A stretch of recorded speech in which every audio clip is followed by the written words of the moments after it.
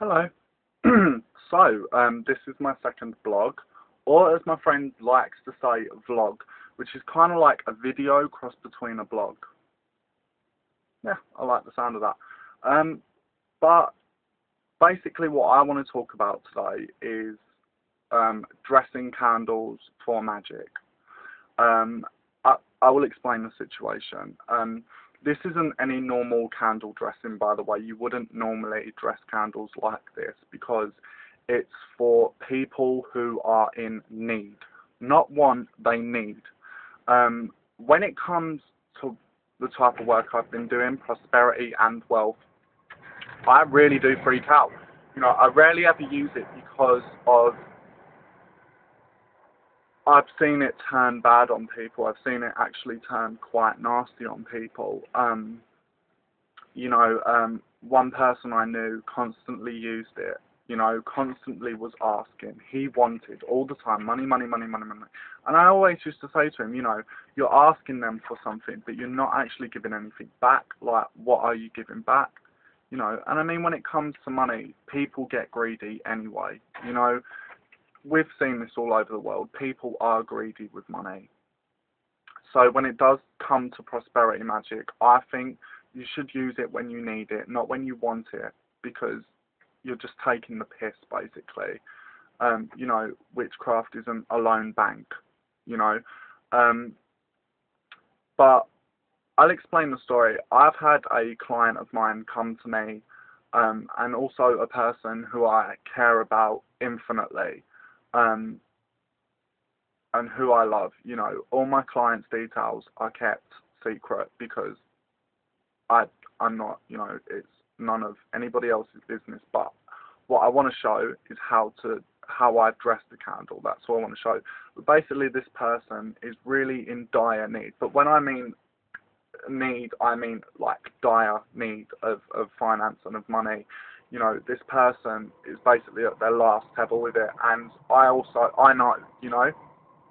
So what I've been doing is I've been dressing a candle for this person for prosperity and for wealth. Now, this isn't normal, as I said, because I've actually used the fourth seal of Jupiter.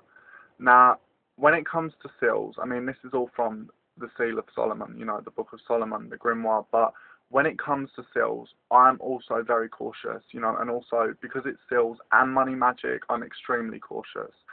Seals are very, very powerful, they're very, very powerful. I'll show you the symbol that I've been using.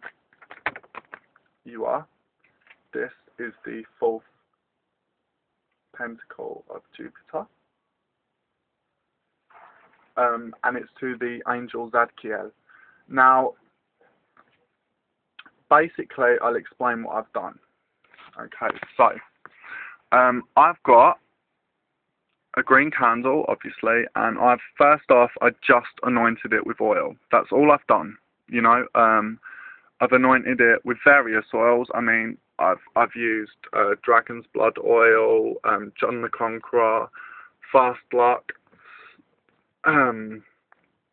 Also morass oil as well, because in hoodoo it can triple power, it can triple the effect of something, but because I serve the morassa, it means, it's a lot more to me. I'll use it cautiously again.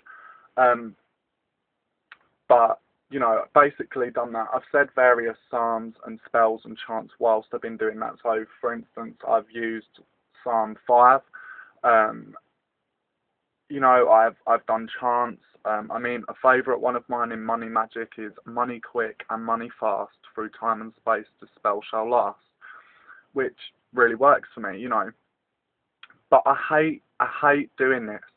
But it's just because I'm so cautious of it, I'll actually say, make sure this doesn't affect anybody negatively that my client cares about and who loves, and I've said that, so basically it won't turn grey, because I find a lot of the time with money magic, it can turn into something that's what's known as grey magic. Now, I hate putting magic into colour. I don't really like doing that, but You know, for instance, somebody wants £50 to go out clubbing or raving with, so they'll light a green candle and they'll do a ritual to a saint or a spirit or an angel or a demon, and say, please, I'd like a certain amount of money, blah, blah, blah.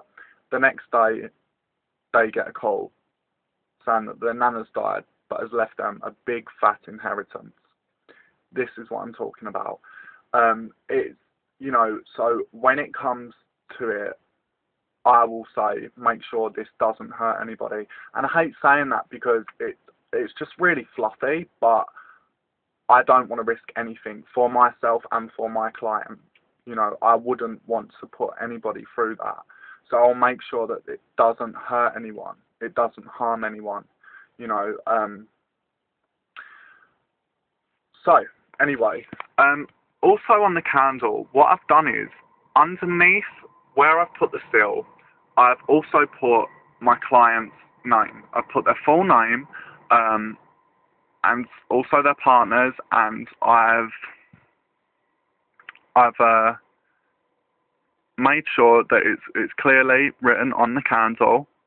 And then what you do is you get a piece of paper and write out the seal, or you can even copy and paste it. A really good website for seals actually is Rainbow Visions. They do really good seals. Just type in on Google magical seals. The first link to come up, Rainbow Visions. Actually really, really good. It has all the seals. You can copy and paste them and print them off, So if you're lazy, you don't have to draw. But I drew because can't afford to print.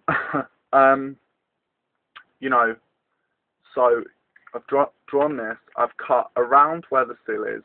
So what I've done is I've cut the circle, and I've wrapped it around the full names. So it symbolises that seal, that talisman, is going into somebody's life, is overtaking their life, is affecting their life. So yeah, I've done that, and to stick the seal onto the candle, I've used another green candle, and whilst I've done it, I've actually prayed to the angel of Jupiter, and I said to Zadkiel, please help this person who is in need, please help them, whatever. After it's all stuck down together, I've used, you might be surprised, but I've actually used incense and I've rubbed it into the candle, 7 African Powers incense or John the Conqueror or Fast Luck, but I do that quite frequently and it's very effective. 5-finger grass I've used in it. I'm not actually going to tell you all the things I've used in it because, it is only because the people where I've got these various secrets from, I respect so much. I trust them and I trust them with my life, and also my secrets as well. I'm not prepared to give that out, just to let you know. But, this is just a basic thing that I've done. But when it comes to seals, you do it when you need it. Not when you want, but when you need something. You need prosperity in your life. Not when you want prosperity, when you need it. Because they're powerful. Angels are very powerful. And I see them as the biblical version. I see them as the way the Bible describes them. So for me, it's very, very frightening. Now, what I also did was I got a large piece of paper with the sigil on it, and I folded the paper into a square. Now, inside the square, I put herbs, roots, bayberry leaves, berries. I put a lot of things in for prosperity, and with the green candle, I've sealed it all in there. So you could put this in your purse, in your bag, anywhere where money comes in. It could even be in your pocket, in a safe. Anywhere where money lies, anywhere where finance is, you put this seal. And also, again, you light this candle. So yeah, that's basically what I've been doing. And that's just a little thing what I do with candles when I need something, when I genuinely want a really good effect out of something. I will use seals. But as I said, bear with caution, you know, because magic is dangerous as it is, but you're conjuring angels. It's nothing that's, it's not as light as it seems. But, angels are powerful. You are conjuring something that could squash you with its little finger. It's powerful stuff. So remember, take caution and actually only do it if you need to. Not if you want, if you need. Witchcraft isn't a bank, and you need to respect the things that you do work with when it comes to prosperity magic. And also, another word of caution, I find, when you use the seals, you normally feel very, very tired afterwards. Like, after I've used a seal in a ritual, I will go to sleep for like 10 hours because it really does drain you. But thank you for listening to my vlog, as my mate puts it. Again, very good. I like the word vlog, it sticks. But thank you very much, and over and out.